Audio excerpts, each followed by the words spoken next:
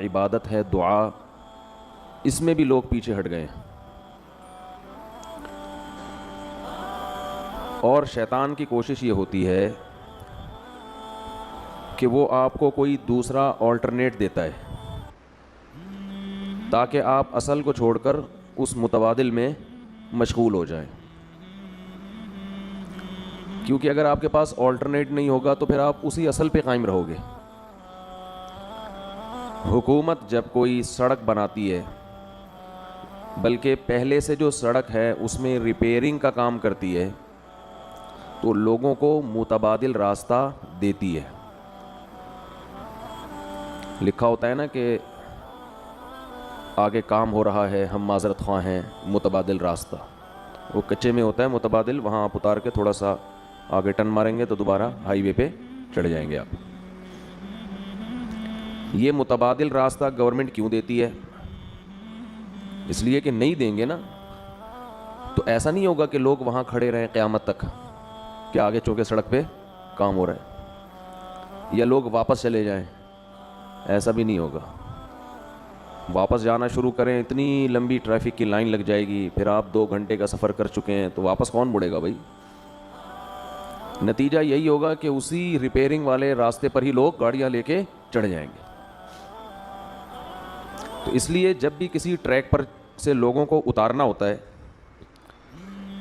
تو اس کا طریقہ یہ ہوتا ہے کہ دوسرا متبادل راستہ دیا جائے ان کو. یہاں تک بات سمجھ میں آ گئی ہے؟ یہی کام شیطان کر رہا ہے، کیونکہ شیطان بہت ہی ہوشیار ہے. شیطان جو ہے نا وہ بہت بڑی فلم ہے. تو وہ کیا کرتا ہے کہ بے دین کو تو ایسا کرتا ہے کہ جو جائز خواہشات ہیں ان سے ہٹا کے حرام خواہشات کی طرف لے کر جاتا ہے، حالانکہ وہ خواہشات کی نوعیت ایک ہی جیسی ہوتی ہے. آپ کو بھوک لگ رہی ہے تو بھائی چوری کر کے بھی روٹی کھا سکتے ہو، اور جیب میں پیسے ہیں اس طرح بھی کھا سکتے ہو. چوری کرو گے ایک دفعہ آسانی ہوگی، لیکن ہمیشہ پھر چوری کرنی پڑے گی، ہر دفعہ کی ٹینشن. اور اگر پیسے کما لو گے تو ایک دفعہ کی ٹینشن ہے، لیکن ہمیشہ پھر عزت کے ساتھ خرید کے ساری زندگی کھاتے رہو گے. اب بھوک تو پوری کرنی ہے نا. تو شیطان کیا کرتا ہے، چور کو حلال راستہ سے ہٹا کے حرام بتاتا ہے، جس میں ٹینشن بھی زیادہ، ڈپریشن بھی، ضمیر بھی ملامت کرے گا، عزت کا جنازہ بھی نکلے گا. تو بے دین آدمی کو شیطان حلال خواہشات سے ہٹا کر کس طرف لاتا ہے؟ بولے نا یار، حرام. وہ نکاح سے ہٹائے گا، زنا کی طرف لائے گا. تو ہر چیز میں ایسا ہی کرے گا شیطان.